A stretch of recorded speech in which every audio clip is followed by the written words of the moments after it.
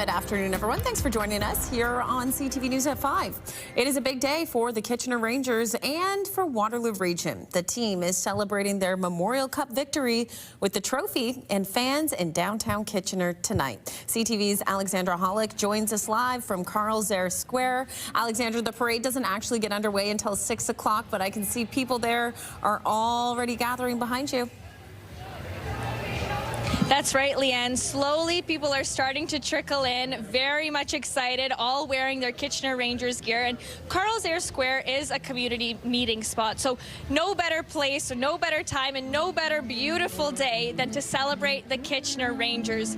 They won the Memorial Cup for the first time in 23 years. It's the third time in franchise history, but the first time since 2003. So it's been some time, but there are some fans who have been here since the beginning, ready to see the team and cheer them on as they bring home the Memorial Cup. Now, we have a full day of activities planned here, I guess a full hour, so to speak. Like you said, the parade is going to get underway here starting at 6 o'clock at Queen Street, and the team and city officials and everyone is going to make their way down here to Carl's Air Square. Fans are already lining the streets, waiting to get the best spot to see the Kitchener Rangers as they pass by. And then once they get to Carl's Air Square, the team will be announced. There's going to be a huge celebration. We'll hear from the players, from the coaching staff, live music, as you can already hear behind me. There's good food, good fun, lots of excitement here building already in Carl's Air Square in downtown Kitchener. Leanne. Well, hey, Alexandra, the team and the city deserve it, and still plenty of time to make your way down to Carl's Air Square with that Rangers celebration parade getting underway at 6 o'clock. Alexandra, we will check back in with you a little bit later. Thanks so much.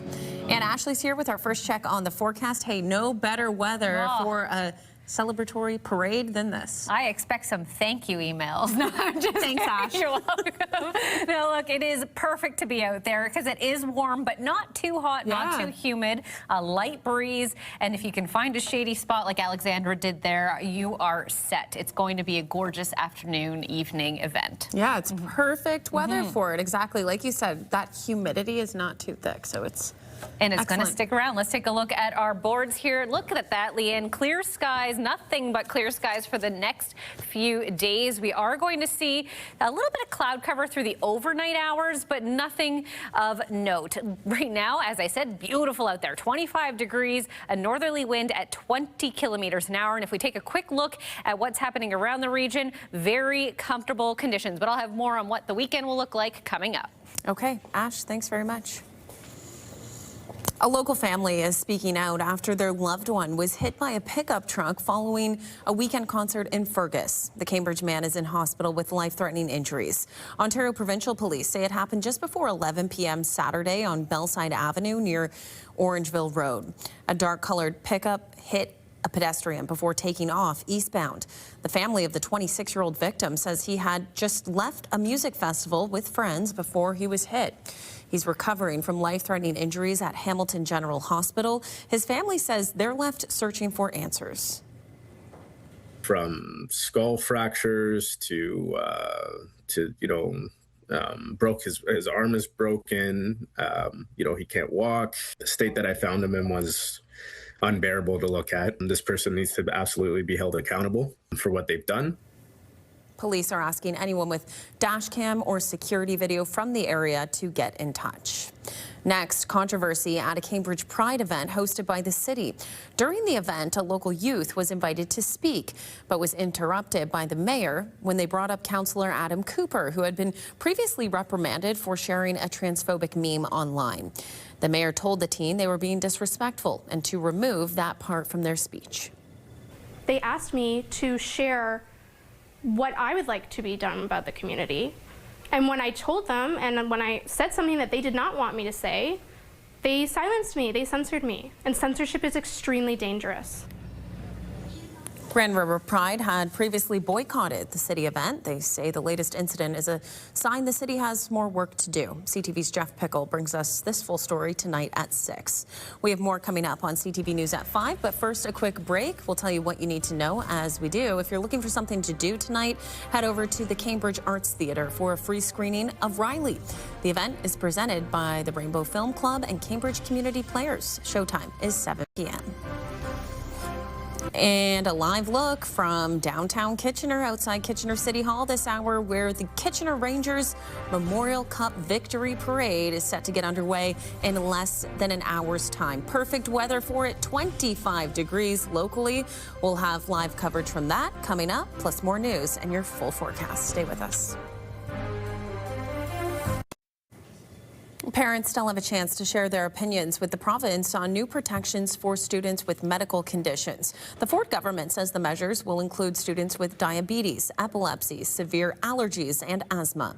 The proposed changes would ensure all school boards use the same form for creating care plans and require standardized training for staff.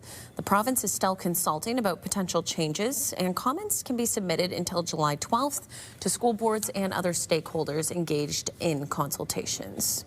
The province is investing $4 million to increase student access to practical learning outside the classroom. When students have opportunities to put their learning into practice, they leave school better prepared for whatever path they choose. Now, this investment will help more students access those experiences and build a strong foundation for the future. Through these partnerships, students will have opportunities to strengthen communication, teamwork, and problem-solving skills, develop confidence through their new experiences, and give back through services in their communities.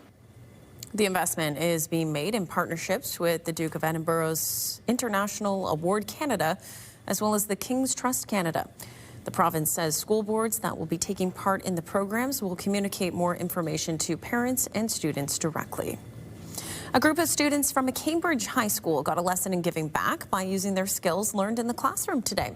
Preston High School construction students were put to work at Grand Valley Construction Association, helping build waste bin storage boxes. The group is one of many who have stepped up to the task. It's a collaborative effort between the association and Habitat for Humanity Waterloo Region.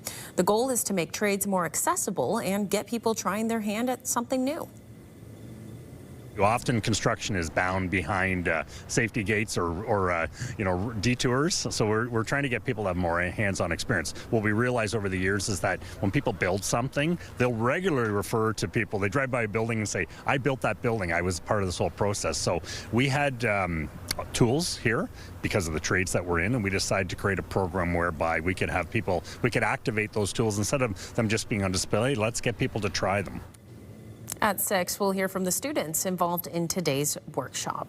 And still ahead at 5, thriving in low light.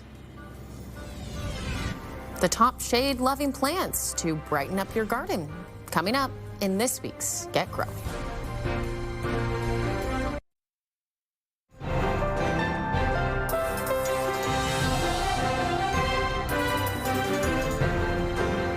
Beautiful weather and a beautiful night for celebrating the Kitchener Rangers. I mean, kudos to them. They had such an incredible season and an even better postseason, and here we are to celebrate the whole thing. I know the city is very excited for tonight's celebration. Of course, still time to get on down there as well. Of course, perfect weather for it. Let's take a look back down there right now. Look at all of the people there. It is already a full house, and it's still 45 minutes away from the parade kicking off. It's going to be quite a party downtown Kitchener this afternoon. If you can get there, check it out. It looks incredible. And look up to that sky. It is beautiful out there. A couple of little clouds, but overall sunny conditions. And as we get into our future cast, that's what we're going to see for the next few days. Pretty clear skies, an odd cloud here or there, but overall perfection. When it comes to spring weather and the start of June, you don't get much better than this. Across the country, things are also looking great. 24 in Vancouver with the sun shining. On the other side of the Rockies, however, a little cooler there, a little wetter, rain, and 9 for both Edmonton and Calgary, 11 for Fort McMurray. As we move through the prairie provinces, things pick up both in temperature and in sunshine. 18 in Saskatoon, Regina, 28 in Winnipeg, 26 in Thompson. And as we push further east, Ottawa cloudy and 25, 24 in Montreal, 23 with a bit of sunshine in Quebec City. And as we head to the east coast, St. John seeing a nicer day than it did yesterday. They were 3 in flurries. Today, 6 in sunshine. That's got to be quite a nice change. Here in Waterloo Region, 24 degrees out there right now, so still very beautiful. Conditions tonight ideal for sleeping. Temperatures expected to dip to around 8 degrees. A light northwest wind of 20 kilometers an hour to accompany it. So once again, a good night to crack those windows open and maybe give the air conditioning a break. Tomorrow, however, you might want that air conditioning if you have some accessible to you. It is going to be a warm one. 28 degrees is the expected daytime high. Mainly sunny conditions, as well as what we saw today, a very high UV index of 8 as well. So once again, if you're spending any time outdoors, it's a good time to make sure you cover up your skin. Sun setting at 8:57 p.m. So we are getting a later day every day, at least for the next couple of weeks before things start to go back the other way. I'll take as long as I can with this sunshine and warm weather. Our first at 5 forecast for the region. It is going to be a beautiful end to this work week. 28 for both Thursday and Friday as well. Sunny conditions for Thursday. Might see a cloud or two on Friday. And then by the weekend, things time to take a change. There is a slight chance for showers both Saturday and Sunday, but the good news is temperatures will remain very nice. So you could get some gardening in over the next few days.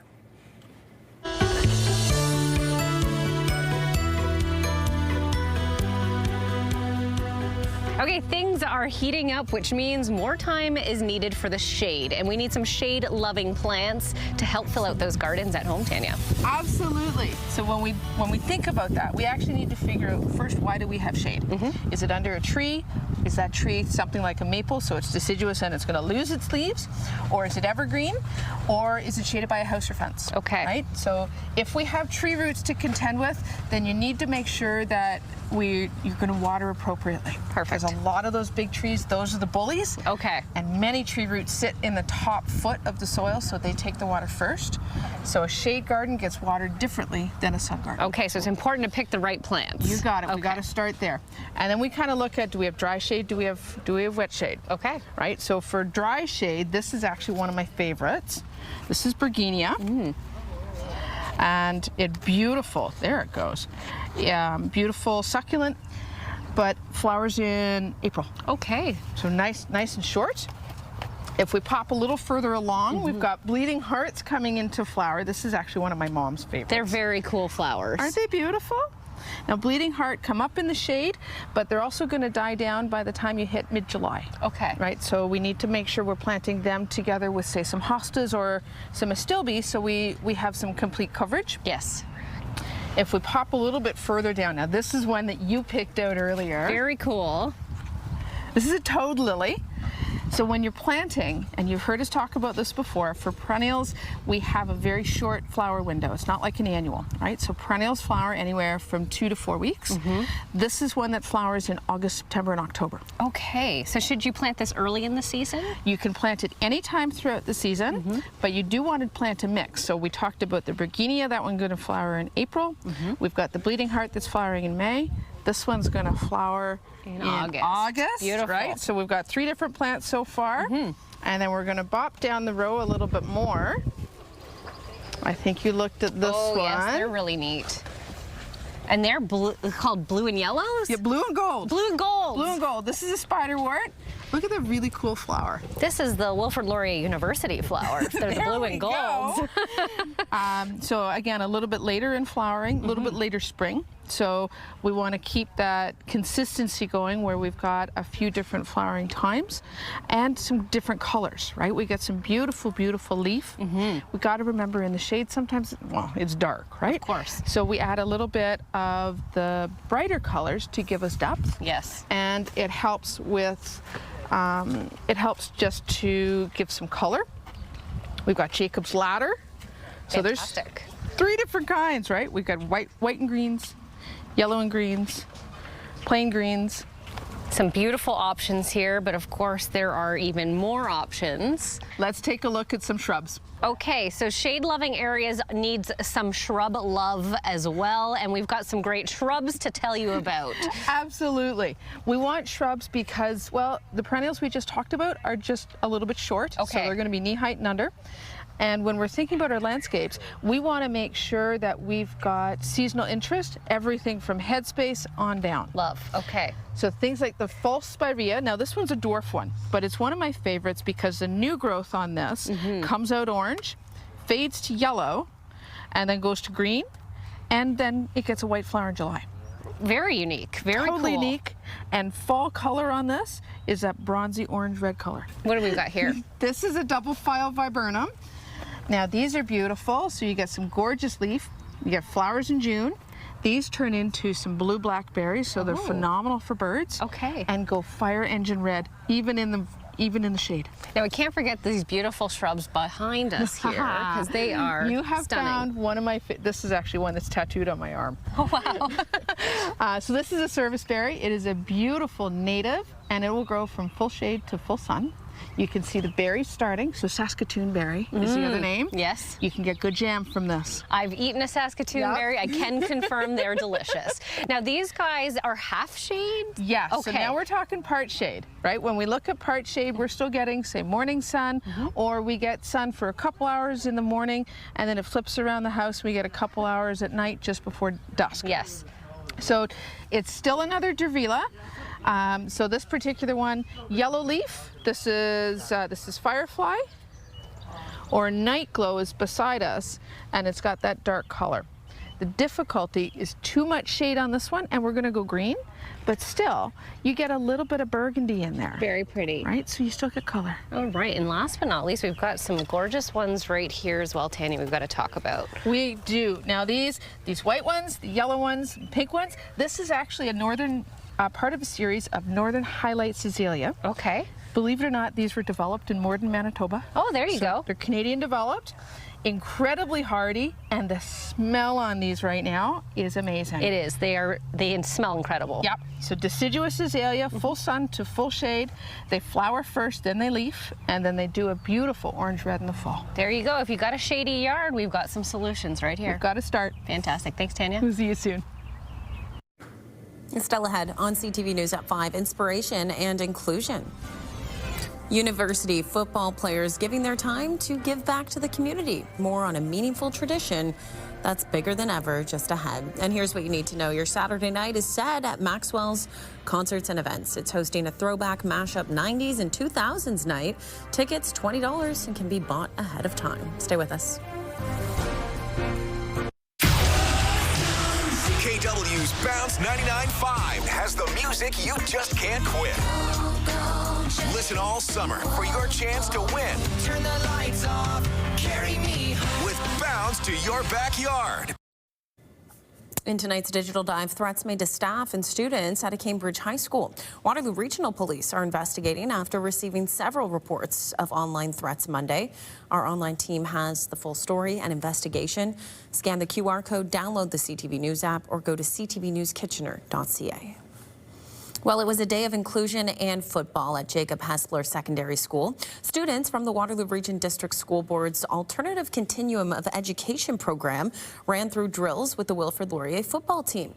It's become an annual tradition at the high school in Cambridge in partnership with the Lighthouse Adult Day program. Usually, they also hold something similar at Waterloo Oxford District Secondary School, but this year they decided to combine the two and bring everyone together. Laurier says about 10 of their players jumped at the chance to help with the day and meet some of the kids.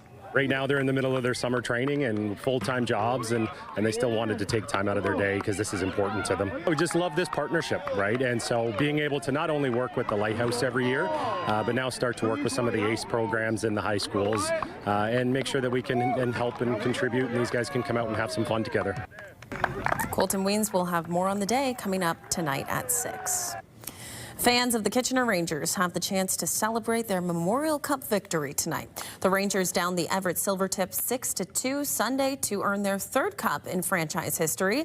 And now the city celebrates them with a party and parade downtown. Let's head back there now where CTV's Alexandra Hollick is standing by. Alexandra, this parade is set to get underway in about 30 minutes time. And I understand that you are going to be along the parade route.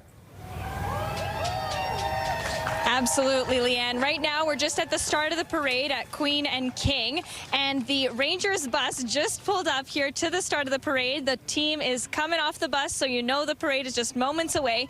But before that gets underway, I am here with Kitchener Mayor Barry Verbanovic, obviously a big Rangers fan, if you couldn't tell. And so, Barry, you've seen your fair share of celebrations here in Kitchener. What makes this one so special? You know what? I mean, it is truly amazing how the community has come together to celebrate this team. It's been 23 years since we brought the Memorial Cup back to Kitchener. They worked so hard all season, and it's so wonderful to have it here for the third time in Rangers history.